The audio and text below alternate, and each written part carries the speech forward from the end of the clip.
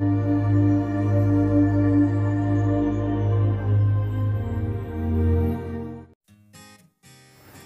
Nexter, hari Jumat tanggal 7 Agustus 2020 ada peristiwa yang tak biasa di Kecamatan Walet, Kabupaten Cirebon, di mana hari itu ada sekelompok masyarakat yang mendatangi kantor kecamatan setempat.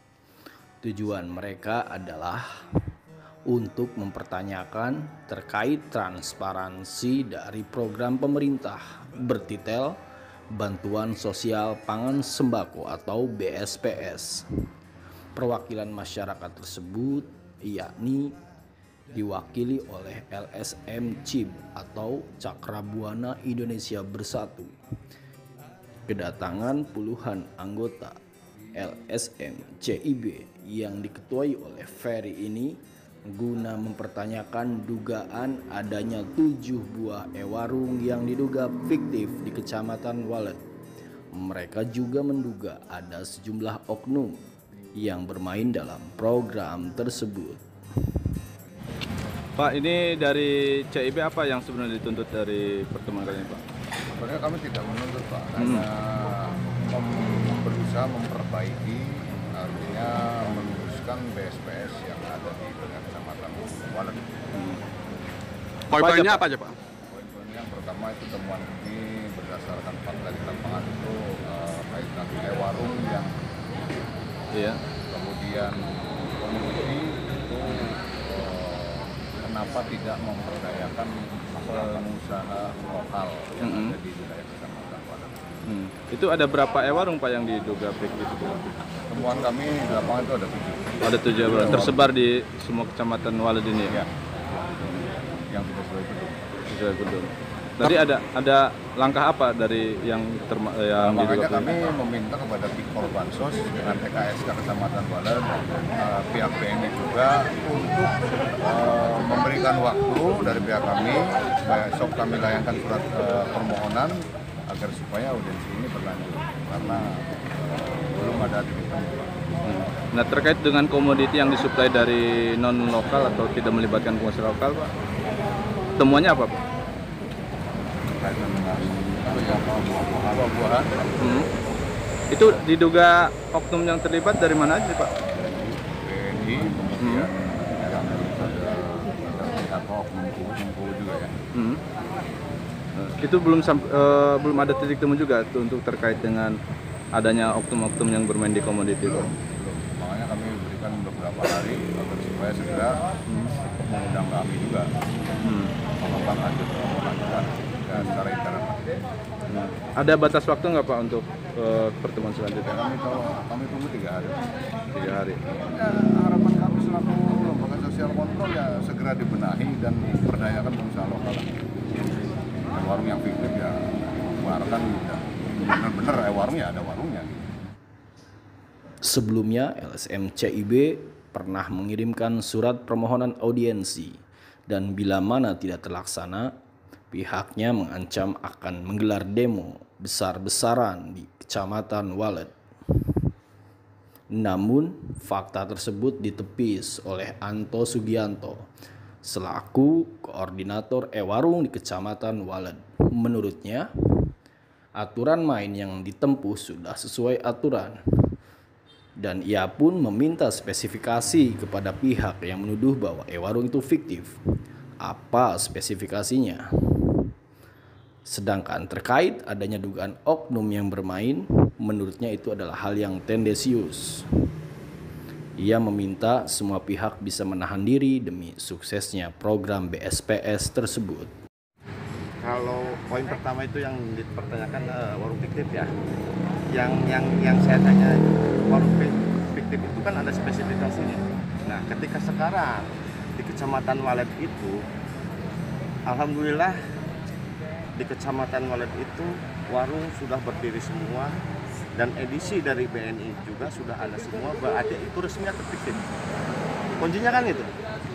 Kalau kitanya sudah benar, ada mesin edisi, berarti kita itu bukan warung fiktif. Overload itu dari penambahan BSPS COVID. Contoh gini lah, saya dari Wallet ya. Wallet itu hanya 300 kpm. Artinya ketika seperti itu satu warung juga cukup. Cuman karena ada penambahan BSPS, akhirnya mencapai 498. Emang aturan itu harus 2 warung. Cuman posisinya itu kan yang namanya COVID itu kan hanya sebatas sampai Desember. Itu aturan yang sekarang dari pemerintah buat bantuan COVID. Cuman kalau secara aturan di kita itu semuanya juga sebetulnya ketika overload itu sudah ada agen warungnya. Ketika di atas 500 kpm itu sudah ada 2, ada yang 3, itu sudah ada. Itu kan sebetulnya tidak ada permasalahan ketika masalah overload itu, karena kita sudah membackup semua warung yang ada di sini. Aturan main dari BNI kita laksanakan. Nah, yang ketiga itu tadi kalau masalah oknum itu tendensius lah, gitu kan. Selama ini yang jadi supaya yang ibaratnya dikatakan itu dari dari oknum BNI ya, itu saya rasa terlalu inilah, gitu kan. Kalau yang namanya oknum itu emang kalau institusinya yang ngirim kan bukan Pak, gitu kan. Bukan orang BNI tapi keluarganya, gitu kan. Karena apa, di kita itu tidak punya produk lokal yang ibaratnya bisa disampaikan ke masyarakat, gitu kan.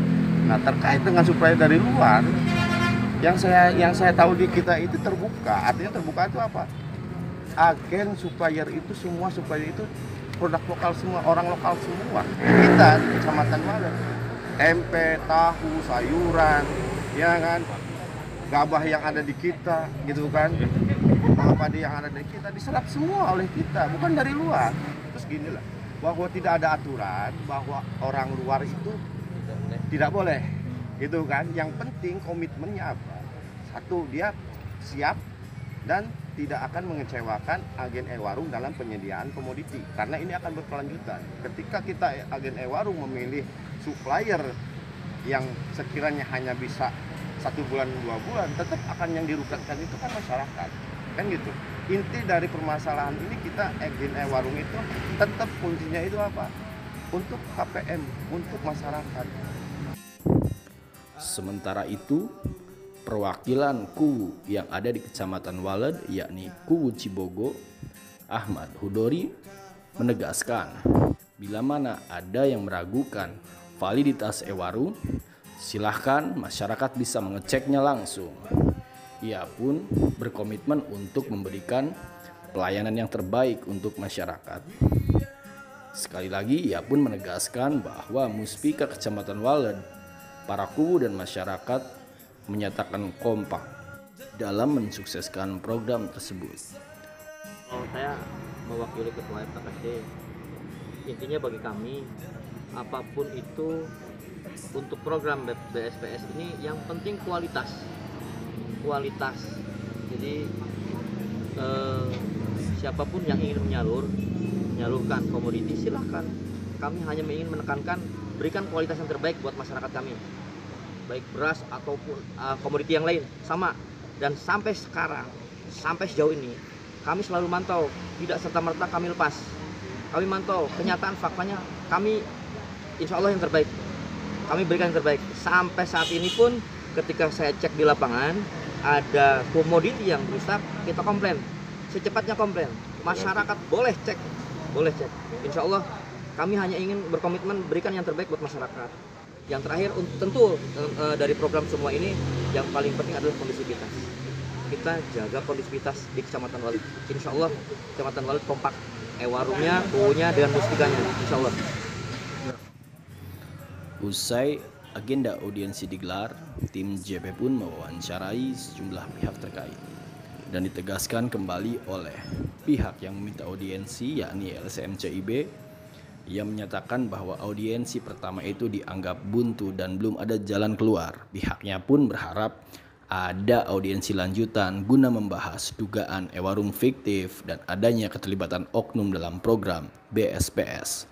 Demikian Ruswa Adiputra, reporter JPNext TV dan jabarpublisher.com melaporkan dari Kecamatan Waled, Kabupaten Cirebon.